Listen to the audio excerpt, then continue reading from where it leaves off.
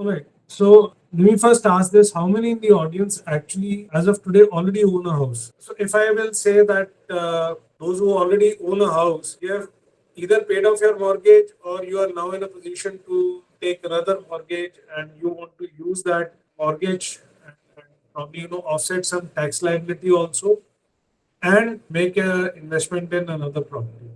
If that be the case, then should you invest in a second house? ये बहुत बार आपने बहुत जगह बहुत लोगों से सुना होगा, बहुत सारे लोग कहते हैं कि जी घर खरीदने में कोई फायदा नहीं है, रेंटल यील्ड्स बहुत पुअर है और रेट नहीं बढ़ता है, etcetera etcetera.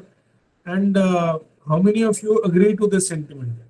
So partly yes, and why is that so? Because first of all, अगर आपने अपना घर ऑलरेडी खरीद लिया है और उसका लोन पे ऑफ कर दिया है या पार्शियली पे ऑफ कर दिया है, now you are in a position to take another loan, you have home loan और प्रॉपर्टी लोन रेजिंग कैपेबिलिटी. तो अब आपको सेकंड हाउस नहीं खरीदना है. That is the first change you have to start thinking and you have to start understanding the difference between buying a second house and buying a second property. अब आपको second, third, fourth, fifth जैसे भी है वो property में invest करना है जहां आपको अपना नेटवर्थ क्रिएट करना है over a period of time, cash flows create करने हैं. दिस इज नॉट जो कंसिडरेशन सेट है अपना घर खरीदने का कंसिडरेशन सेट और सेकेंड, थर्ड, फोर्थ या आगे की फ्यूचर प्रॉपर्टीज खरीदने का कंसिडरेशन सेट वो टोटली डिफरेंट है. And now is the time, if you have purchased your own house, you are done with that particular requirement. Now is the time when you remove your personal preferences. आपको क्या पसंद है वो अब important नहीं है. अब क्या इम्पोर्टेंट है that you focus on returns, you focus on the finance और the mathematical part of the investment. और यहाँ से आपको एक इन्वेस्टर, एक एक्विजिशन मोड में आना है rather than house buying mode या अपने यूज के लिए प्रॉपर्टी खरीदने में. These are two different consideration sets. And what are the differences? First of all, broadly speaking, there are 5 personal considerations which we have seen हर home buyer अपने लिए use करता है और उनको अब हमें हटाना है. Those 5 considerations are to be remove now. आपको क्या साइज पसंद है या आपका क्या साइज आपकी फैमिली के लिए सूटेबल था वो अब कंसिडरेशन सेट नहीं है. So I probably have a family where I need a 4 bedroom house, but now when I am making a investment in a second property और a third property, and even if my means allow me to buy a 4 bedroom, I am not necessarily enticed to buy a 4 bedroom अगर वो financial sense नहीं बनेगा. Similarly मुझे एक तरह का layout पसंद हो सकता है, that's a personal choice. When I'm making a second or a third property investment, the choice has to be that what is the layout which would be more preferred by a larger number of people. Second consideration which needs to be removed is कि location की preference क्या है. मुझे अपने लिए कोई भी location prefer हो सकती है, but now when I'm making a second, third, fourth, the property investment has to be free from the consideration of what is a location as per my preference. It has to be a location which is going to yield me good results. Third, builder ka preference. Let's say I personally stay in a DLF property. That does not mean that when I buy a second or a third or a fourth property for investment, I will buy a DLF property. A DLF property may not make investment sense. It might make a personal usage sense, but it may not make investment sense. Then product. What kind of a product you prefer? For own living, for own residence, I might prefer a builder floor. It may not be an investment worthy decision. And then is the project. Again, for self usage, I might prefer a M3M project or a LODA project or a SUBA project. That particular project may not be a good investment. It may be a very good self usage option.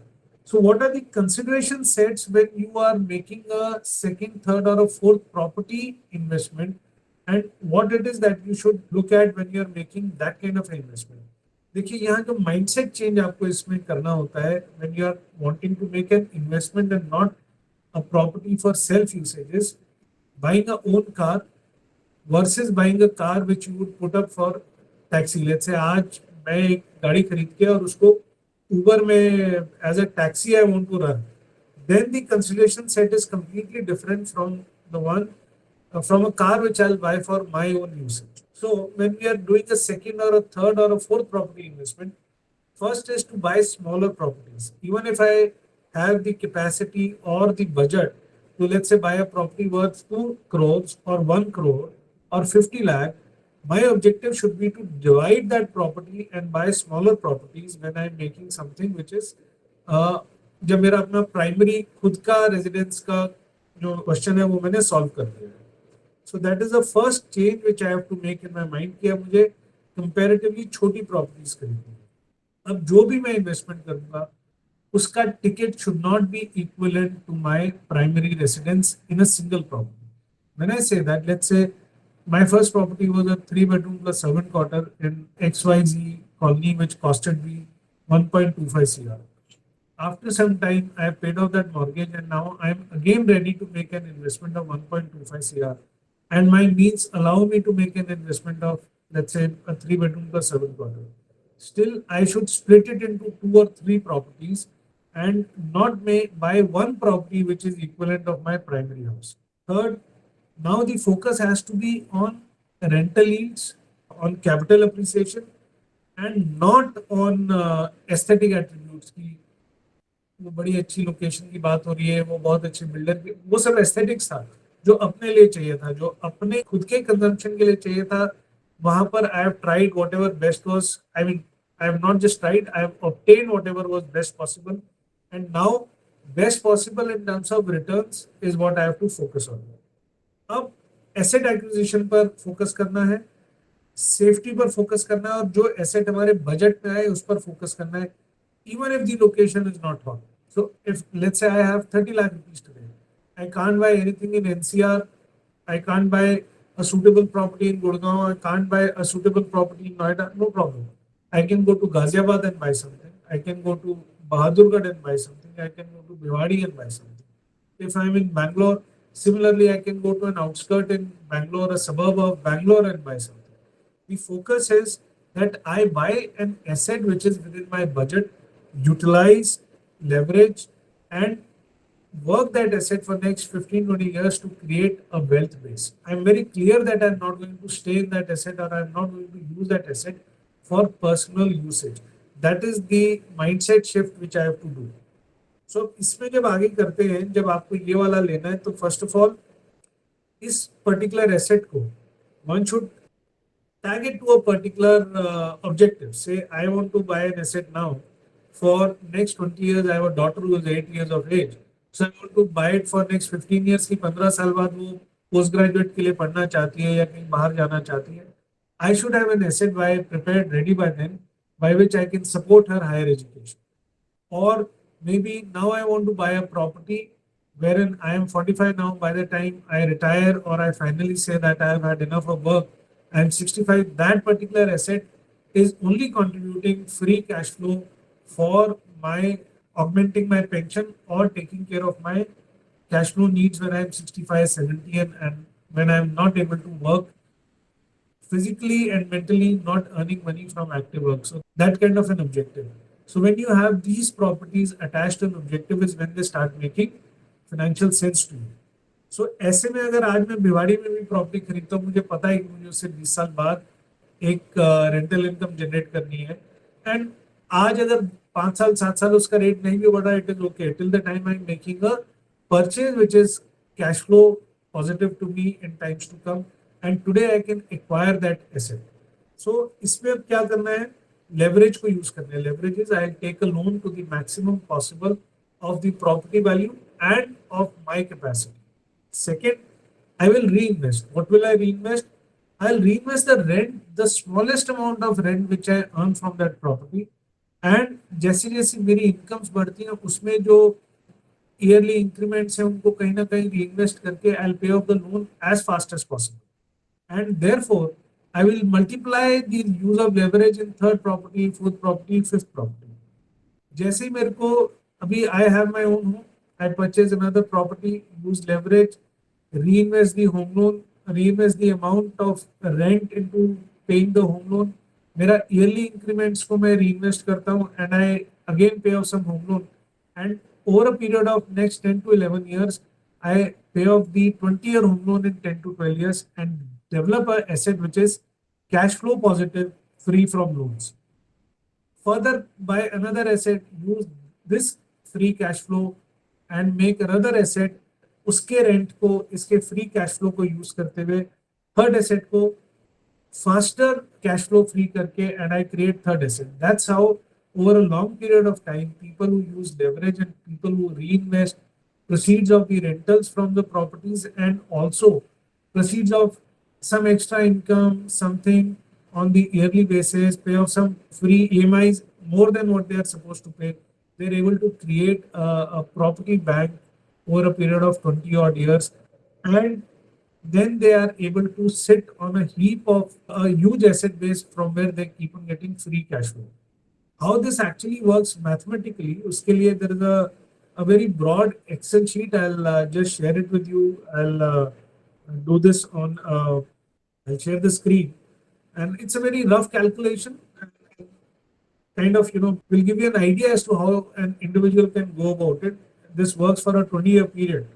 So let's say today, buy a second residential property. Again, I'm repeating it. It's a second residential property. This is not something where I'll go and live. I am very clear that from day one, the only objective is to generate a rental income and to have a loan by which I'll save some taxes as per the allowed tax. So let's say the second residential property which I buy today is around 35 lakh rupees. That's the cost of the second residential property. And I make a down payment of around 10 lakh rupees. That's the equity which I put up. I take a loan of 25 lakh rupees for making this acquisition of 35 lakhs. And the present ROI is around 8.5% on home loans. I take a 20-year home loan. My monthly EMI is 21,696. So approximately that amount. Now what I do is in the first year, the rent is 2%. That's, I have not taken any figures to bolster the calculation. 2% is the rent which I expect to get from this 35 lakh rupees property, which is approximately 70,000 rupees a year. And this rent is what I reinvest towards payment of my EMI. The yearly EMI would be around 2.4 lakh rupees. So I'm paying the EMI from my own side. So please understand this. The entire EMI is being paid even without the rent. The rent of 70,000 goes towards payment of the principal of the home. Tax savings, which is around 45,000 rupees on this amount, that also goes towards principal repayment of the home loan. And I pay one extra EMI from my own savings, which is 21,696 rupees towards principal of the home loan. This happens for the first year. The second year, there is a slight jump in the rental, which is let's say around 73,500. 0.1% jump, and my tax savings then come down because in second year the interest component comes down in the loan, and therefore the tax savings come down a bit. So I'm saving around 40,000, and in the next year, because my incomes would have increased, 1 year has passed. So in the second year I pay off 2 extra EMIs for repayment of my home loan. So all this what you see under the yellow tabs and on the right hand side of the Excel is where I'm paying extra EMIs, where I'm reinvesting the rental returns, where I'm reinvesting the tax savings into payment of the home loan which I had raised for acquisition of this property. Even if it is not a home loan, if one had purchased a commercial property and taken a commercial loan, there also I reinvest the proceeds from the rentals and the proceeds from the tax savings. Commercial property loans also are eligible for tax savings for the interest component. From third, fourth year, the rent increases to around, let's say, 2.5% annualized. I continue to reinvest. I increase my EMIs to be paid, and I take it to around, say, 3 extra EMIs to be paid on a yearly basis.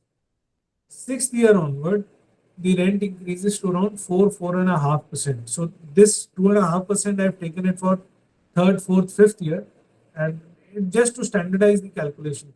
The broad idea is that if I reinvest this amount if I do not use the rentals for personal consumption, if I continue to pay the EMI from my own income, reinvest the rental income, reinvest the tax saving, and pay 1, 2, 3 extra EMIs year on year, then a 20-year loan gets repaid in a period of around 8 to 11 years. So this property becomes a loan free in around 8 to 11 years. Then what I do is I go for the third property wherein the same thing is done. This time, because third property is after 10 odd years, my income levels have increased, my loan capacity has increased, and I buy a property of say around 50 odd lakhs with a down payment of 12 odd lakhs. And balance again, same loan, etc. etc. And if I use the cash flow from the second property, I pay the EMI from again from my own incomes, and I continue to reinvest the rent just like the first property, the property prior to this. Then the second property home loan gets repaid in a period of 5 to 7 years, and it actually this not just excel. If someone can have that kind of a financial discipline and focus, this happens. This can be done. So by the 15th year, I have approximately two properties now, and my net worth is increasing. The positive cash flow is increasing. And then I go for the fourth property. When I say fourth property, this fourth property includes the house in which I am staying, the two properties which I had acquired till now, and the fourth property now which I buy after 15 years. Let us say that one purchases a property for 60 lakh rupees with a down payment of 15 lakhs, and I'm using the free cash flow from the second property. I'm using the free cash flow from the third property. These free cash flows are the rentals which I'm not getting from a loan-free second property, a loan-free third property, and I'm now reinvesting the rentals for the fourth property. I'm reinvesting the tax savings from the fourth property, and I'm paying one extra EMI. Then slowly I pay a two extra EMI in the second year, and you'll be very surprised that 20-year term loan can be repaid in 4 to 5 years. So at the end of 20 years, where do I stand if I have made these kind of investments? At the end of 20 years, the second property, which was the first acquisition, it actually grows at a rate of around, let's say, 15%. The market value of a 35 lakh property would be around 5.6 crore. The second property grows at a rate of around 12%, and it was purchased after 10 years. The market value of a 50 lakh property would be approximately 2 crore. And the last acquisition, which was done at around 15 years from the first acquisition, it has grown at a rate of 10% compounded. The market value is approximately 1 crore.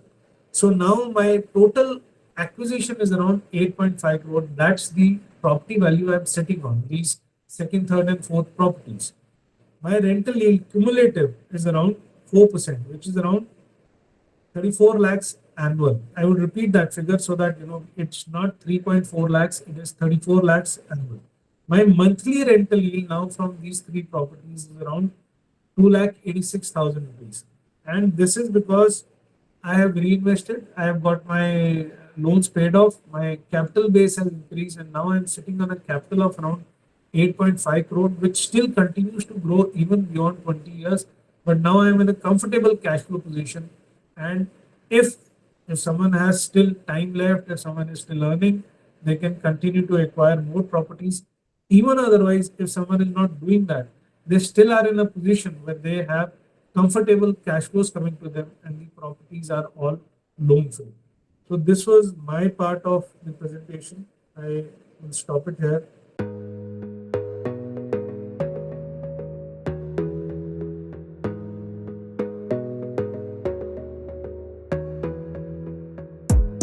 Gotta focus on yourself, on your faith, on your dreams, on your mind.